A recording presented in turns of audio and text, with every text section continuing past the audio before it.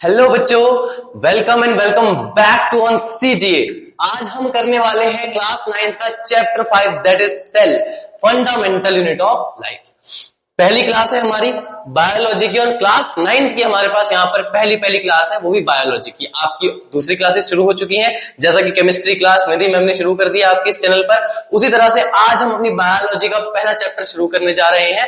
ठीक है, आओ तो इसको भी समझते हैं। पहली क्लास है ना, ज्यादा नहीं पढ़ेंगे, बहुत नॉर्मल पढ़ेंगे, बहुत हल्का स्ट्रेस फ्री होके पढ़ेंगे और थोड़ा थोड़ा पढ़ते पढ़ते पूरा चैप्टर खत्म करेंगे। ठीक है, आओ जरा पढ़ते हैं। क्या है भाई सेल, क्या होता है? तो हमने 8th क्लास में पढ़ा हुआ है, आई थिंक 6th क्लास में भी तुम लोगों ने पढ़ा हुआ है। बहुत छोटी क्लासेस से हमें पढ़ाया जाता है भाई सेल के बारे में। आओ आज हम थोड़ा सा 9th क्लास से थोड़ी सी बड़ी क्लास आ गई है। अब 8 तक तो रहे नहीं हम, है ना, बच्चे तो नहीं रहे। अब क्या हो गया, तुम लोग 9th क्लास में आ गए, अब थोड़े से बड़े हो गए हो नहीं? तो आओ समझते जरा सेल को। क्या कहता है भाई? Fundamental and basic structural and functional unit of life. Cell क्या होता है? या तो फंडामेंटल और या तो basic structural and functional unit of life को बोलते हैं। भाई क्या मतलब है, आओ समझते हैं। मतलब ये बेटा कि अगर तुम्हारे पास कोई भी सेल है तो वो क्या है? किसी भी लाइफ की एक बेसिक स्ट्रक्चरल और फंक्शनल यूनिट है। मतलब क्या हुआ? मतलब ये हुआ कि अगर लाइफ कहीं से स्टार्ट होती है ना, तो वो स्टार्ट कहां से होती है भाई? एक सेल से स्टार्ट होती है। मतलब अगर किसी को हम लिविंग बोल रहे हैं तो लिविंग किसको बोल रहे हैं? जिसके पास हमारी एक सेल है। मतलब लिविंग होने के लिए क्या कंडीशन हो गई कि एक, कम से कम तो एक उसके पास क्या होना चाहिए भाई? हमारा सेल होना चाहिए, है ना? तभी हम क्या बोलेंगे? उसको लिविंग बोलेंगे। तो लिविंग की सबसे बड़ी कंडीशन, सबसे पहली दलील लिविंग होने के लिए क्या है? वो क्या है? हमारा सेल है। आई होप आपको समझ में आया होगा। ठीक है, अब आगे बढ़ते हैं भाई। तो ये जो सेल नाम की जो बला है, हम इसको एक बात और बोल रहे हैं भाई, स्ट्रक्चरल है। मतलब सोचो, अगर कोई भी चीज लिविंग है तो सबसे कम एक सेल का होगा, और वो एक सेल की कुछ ना कुछ तो उसकी शेप होगी, कुछ तो उसका स्ट्रक्चर होगा कि नहीं होगा? तो उसी स्ट्रक्चरल, मतलब कम से कम एक छोटा सा स्ट्रक्चर तो होगा ना, अगर उस पर एक सेल होगा। तो इसलिए हम बोल रहे हैं बेसिक स्ट्रक्चरल और फंक्शनल यूनिट ऑफ लाइफ है। आई होप आपको ये पूरी स्टेटमेंट अब आत्मा में समा गई होगी, है ना? आओ आगे पढ़ते हैं। हम क्या बोल रहे हैं भाई? Discovery of cell. ठीक है, ये सेल तो हमने सुन लिया, लेकिन खोजा किसने? किसने इसको सबसे पहले हमें बताया कि भाई सेल नाम की भी कोई चीज होती है? तो किसने बताया भाई हमें? रॉबर्ट हुक ने बताया, है ना? तो रॉबर्ट हुक ने 1665 में सेल के बारे में हमें बताया था। और कैसे बताया, क्या किया? क्या चलते चलते बता दिया भाई सेल नाम की कोई चीज होती है? नहीं, इन्होंने क्या किया? कॉर्क ऑफ द ट्री से, ट्री का पेड़ की छाल होती है ना, उस छाल को लिया, उस कॉर्क को लिया और उस कॉर्क के छोटे से पतले से स्लाइस को काटा और क्या किया भाई? उसको माइक्रोस्कोप के नीचे ऑब्जर्व किया। और इस ऑब्जर्वेशन में क्या पता लगा? इस ऑब्जर्वेशन में ये पता लगा कि भाई उन्होंने ऑब्जर्व किया कि कुछ हनी कॉम्ब लाइक जैसा, मधुमक्खी के छत्ते जैसा, है ना, ऐसे ही कुछ क्या दिख रहे हैं? कंपार्टमेंट दिख रहे हैं। और कुछ ऐसा ही तो दिखता है भाई मधुमक्खी का छत्ता, है ना? WW में शायद देखा हो तुमने मधुमक्खी का छत्ता, है ना? तो वैसा ही कुछ देखो दिखता है ना, ऐसा हम नॉर्मल सा तो यही बनाते हैं स्ट्रक्चर मधुमक्खी के छत्ते का। तो हम क्या कह रहे हैं? उन्होंने क्या ऑब्जर्व किया? एक हनी कॉम्ब लाइक कंपार्टमेंट को ऑब्जर्व किया। उन्होंने बोला ये जो हनी कॉम्ब लाइक भाई कंपार्टमेंट दिख रहे हैं ना, इनको क्या बोल दिया उन्होंने? सेल नाम दे दिया। आई होप ये भी चीजें आपको समझ आई होंगी। तो सबसे पहली बार किसने बताया हमें सेल के बारे में? रॉबर्ट हुक ने। अच्छा, तो एक बात और, हमने यहाँ पे डेड सेल लिखा है, क्यों भाई? ये डेड क्यों है? तो हमने बोला जो कॉर्क होती है ना ट्री की, वो किससे बनी होती है? डेड सेल से मिलकर बनी होती है। अब डेड सेल क्या होती है, तो आओ इसको भी समझ लेते हैं भाई। डेड सेल आखिर बोलते किसको है भैया, है ना? डेड सेल तो समझ में आता है, ठीक है, मरी हुई सेल होगी। मरी हुई का मतलब क्या है, आओ समझते हैं। अगर हम डेड सेल की बात करें तो एक सेल के अंदर अगर उसका क्या ना हो, अगर उसके पास उसका प्रोटोप्लाज्म ना हो, क्या ना हो? अगर प्रोटोप्लाज्म ना हो, है ना, अगर किसी भी सेल के पास उसका प्रोटोप्लाज्म क्या होगा?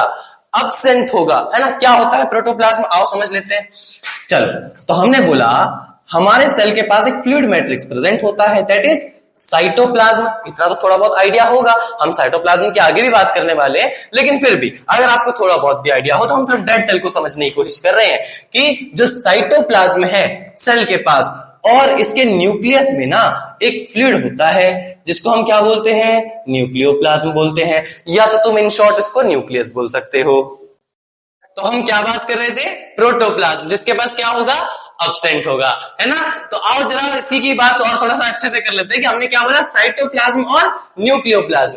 जिसके पास ये साइटोप्लाज्म नामक और ये न्यूक्लियोप्लाज्म नामक क्या जो ये फ्लूइड होंगे ये अब्सेंट होंगे। इन शॉर्ट ये कह लो कि अगर तुम्हारे पास ये न्यूक्लियोप्लाज्म का मतलब न्यूक्लियस कह लो भाई, अगर न्यूक्लियोप्लाज्म तो न्यूक्लियस भी नहीं उसके पास, अगर ये न्यूक्लियस भी क्या होगा उसके पास एब्सेंट होगा या नहीं होगा, तो हम क्या बोल रहे हैं, वो एक डेड सेल होगा, है ना। आई होप आपको ये भी चीज समझ में आई होगी कि हम डेड सेल किसको कहते हैं, है ना। तो जो हमारे पास साइटोप्लाज्म है और प्लस में न्यूक्लियोप्लाज्म है, दोनों के कॉम्बिनेशन को हम लोग क्या बोलते हैं, प्रोटोप्लाज्म बोलते हैं। तो इसलिए वो अगर किसी के पास क्या होगा, अब्सेंट होगा, तो वो क्या हो जाएगा, एक डेड सेल हो जाएगा। आई होप आपको इतनी चीजें समझ में आई होंगी, है ना। चलो आगे बढ़ते हैं, ठीक है। तो हमें डेड सेल समझ में आ गया कि भैया ऐसा है ना कि देखो भैया, सेल पहली बार किसने खोजा, रॉबर्ट हुक ने खोजा। कैसा खोजा, तो डेड सेल खोजा। अब बात कर ले थोड़ी सी और आगे, तो इन्होंने तो डेड सेल खोजा, फिर औरों में भी तो चुल मचेगी, और भी मच गई भाई। एंटोनी वैन ल्यूवेनहुक, इन्होंने क्या बताया, इन्होंने बताया भाई लिविंग सेल के बारे में, उन्होंने तो डेड सेल के बारे में बताया। तो ये भी आया, इन्होंने बोला नहीं नहीं मैं क्यों पीछे रहूं, मैं भी बताऊंगा कुछ। तो इन्होंने किसके बारे में बताया, लिविंग सेल के बारे में बताया। और ये लिविंग सेल जो है ये इन्होंने कहां से देखा, तो देखो आपकी एनसीईआरटी में सकता है पॉन्ड वाटर लिखा हो या कहीं कहीं से लिखा हो, पर इन्होंने नंबर ऑफ चीजों पे ऑब्जर्वेशन किया। जैसे इन्होंने पॉन्ड वाटर से कह सकते हो आप लोग, है ना। और दूसरी चीज इन्होंने बैक्टीरियल सेल को देखा, ठीक है। ये बैक्टीरियल सेल लिखा है ना कि और लिखा है, तो हम कह रहे हैं बैक्टीरियल सेल को देखा। और किसको देखा होगा, सोचो, ईस्ट को देखा इन्होंने और आरबीसी को देखा। आरबीसी मतलब रेड ब्लड सेल्स ना, वो तो हमारे अंदर ही है और हम तो लिविंग है, तो हमारे पास तो लिविंग सेल होगी ना, कोई डेड सेल से थोड़ी बने हुए हैं हम लोग। तो ये भी क्या है, लिविंग सेल है। तो इन्होंने काफी सारी सेल्स को ऑब्जर्व किया और उन्होंने किसके बारे में बता दिया, लिविंग सेल के बारे में। अब सोचो लिविंग सेल किसको कहेंगे, डेड सेल किसको कहा था, प्रोटोप्लाज्म जिसके पास अब्सेंट था। अब जिसके पास प्रोटोप्लाज्म क्या होगा, प्रेजेंट होगा। जिसके पास प्रोटोप्लाज्म क्या होगा भाई, प्रेजेंट होगा, तो हम उसको क्या कह देंगे, लिविंग सेल कह देंगे, है ना। आओ आगे समझ लेते हैं। अब हमने बोला ठीक है भाई, एंटोन वैन ल्यूवेनहुक, उन्होंने बताया कि भाई देखो डेड सेल तुमने बता दिया, हम भी कुछ बताएंगे, हमने लिविंग सेल बता दिया, है ना। तो आओ अब कुछ और लोग आए जिन्होंने सेल को और अंदर झांक कर देखा और अच्छे से देखा। जब उन्होंने और अच्छे से देखा, और अच्छे से मतलब यहां तक हमारा हो सकता है इतना डेवलप्ड माइक्रोस्कोप ना हो, लेकिन अब क्या हो गया, अब हमारे पास डेवलप्ड माइक्रोस्कोप थे। अब इतने डेवलप्ड माइक्रोस्कोप से क्या किया, रॉबर्ट ब्राउन ने और अच्छे से सेल को ऑब्जर्व किया, है ना। और इतने अच्छे से ऑब्जर्व किया, उन्होंने क्या निकाल डाला, न्यूक्लियस ऑफ द सेल। उन्होंने किसकी खोज कर दी, न्यूक्लियस की, जो सेल के भी अंदर था। सोचो सेल कितना छोटा, उसके अंदर भी कुछ इतना छोटा सा, जो क्या है, एक हमारा न्यूक्लियस, जो किसने बता दिया, रॉबर्ट ब्राउन ने। तो आप इसको याद कर सकते हो कि हमारे ब्राउन मुंडे थे, है ना। और ब्राउन मुंडे ने किनकी खोज कर दी, इन ब्राउन मुंडे ने न्यूक्लियस की खोज कर दी भाई। तो हमारे ब्राउन मुंडे करके हम इनको याद रख सकते हैं, है ना। तो ब्राउन मुंडे ने किसकी खोज करी, हमारे न्यूक्लियस की। तो हम कहते हैं भाई न्यूक्लियस है क्या, करता क्या है, न्यूक्लियस है क्या, मतलब प्रेजेंट है क्या, बस और कोई काम नहीं है क्या। अरे जैसे हमारे ह्यूमन बॉडी में हमारा ब्रेन हमारे पूरी बॉडी को कंट्रोल करके रखता है, इसी तरह से इन्होंने बोला कि भाई ये भी क्या है, ब्रेन है भैया सेल का। जैसे हमारे ह्यूमन के अंदर हमारा ब्रेन है ना, ऐसी सेल के अंदर सेल का भी ब्रेन होता है, जिसको तुम लोग न्यूक्लियस बोलते हो। तो हम क्या कह रहे हैं, it controls all the cellular activity of the cell, इसीलिए हम इसको क्या कहते हैं, ब्रेन ऑफ द सेल, है ना। अब आगे बात कर लेते हैं फिर। तो ये तो हमारी कुछ डिस्कवरीज की बात हो गई। चलो और आगे बढ़ी, तो हमने बोला अब हमने ऑर्गेनिजम्स को क्या किया, क्लासिफाई करना शुरू किया। आओ समझते हैं क्लासिफाई किस तरह से किया। तो हमने बोला सबसे पहला क्लासिफिकेशन का बेसिस बनाया कि भाई जो ऑर्गेनिजम्स है ना, इनके पास कुछ तो हमने देखा सिर्फ एक ही सेल के ऑर्गेनिज्म है, और कुछ को हमने देखा जिनके पास एक से ज्यादा भी सेल है। ये जो एक से ज्यादा सेल वाले हैं और एक ही सेल वाले कौन कौन से हैं, आओ समझते हैं। यूनिसेल्युलर, अच्छा जिसके पास केवल ऐसे ऑर्गेनिज्म जो केवल और केवल एक सेल से मिलकर बने हो, यूनि यानी सिंगल सेल से मिलकर बने हो, उनको हमने क्या कह दिया, ऐसे ऑर्गेनिज्म को यूनिसेल्युलर ऑर्गेनिज्म। और अगर हमारे पास ऐसे ऑर्गेनिज्म हो जो एक से ज्यादा सेल के मिलकर बने हो, हम उनको क्या कह देंगे भाई, मल्टी सेल्युलर ऑर्गेनिज्म। तो इन दोनों के एग्जाम्पल देखे तो हमारे पास सबसे प्यारा एग्जाम्पल है हमारा अमीबा, है ना बेटा। आगे पढ़ लेते हैं, आगे क्या है हमारे पास, पैरामीशियम। तो ये सब कुछ ऐसे नालायक है जो कौन है, यूनिसेल्युलर है ना। और अगर पढ़े तो हमारे पास कौन है, एनिमल्स हो गए, फंजाई हो गए, प्लांट्स हो गए, ये सब क्या है बेटा हमारे मल्टीसेल्युलर।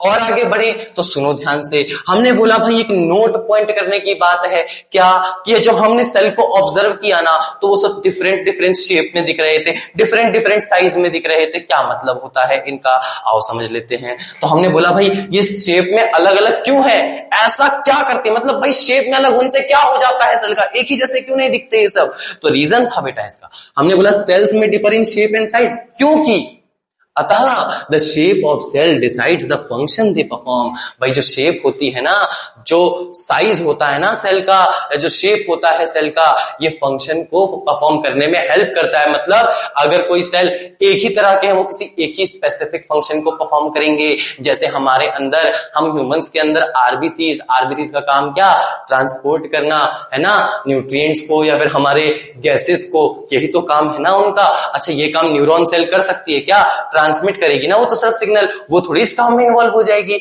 तो अब सोचो न्यूरॉन सेल क्या है, लार्जेस्ट सेल है ना ह्यूमन बॉडी में। ऐसे ही जो हमारे पास आरबीसी क्या है, उससे तो छोटी है ना, और बाइकनकेव शेप है ना, शेप में भी दोनों अलग अलग है ना। तो सोचो शेप में अलग होने से क्या हो रहा है, उनके फंक्शन भी अलग अलग कर दिए जा रहे हैं। तो हमने बोला भाई एग्जांपल के लिए different kind of cell in human body, जिसमें हमने आरबीसी की भी बात कर ली और न्यूरॉन सेल की बात कर ली। आरबीसी का काम करना, क्या काम है भाई इनका, ट्रांसपोर्टेशन का काम है जी, ठीक है जी। तो ये ट्रांसपोर्ट करने में हेल्प करते हैं, किसका ट्रांसपोर्ट करते हैं, गैसेस का है ना, और अदर न्यूट्रिएंट्स का है ना, इन सब का ये लोग ट्रांसपोर्ट कर रहे हैं। और ये किसका ट्रांसपोर्ट करते हैं भाई, ये ट्रांसमिशन ऑफ सिग्नल में हेल्प करते हैं भाई, है ना, ट्रांसमिशन ऑफ सिग्नल्स में हेल्प कर रहे हैं। आपकी पूरी बॉडी में सिग्नल को ट्रांसमिट करने का काम कर रहे हैं। आई होप आपको इससे समझ में आई होंगी, है ना। फिर मिलेंगे अपनी नई वीडियो में, इसी तरह से पढ़ते रहिए और सीखते रहिए।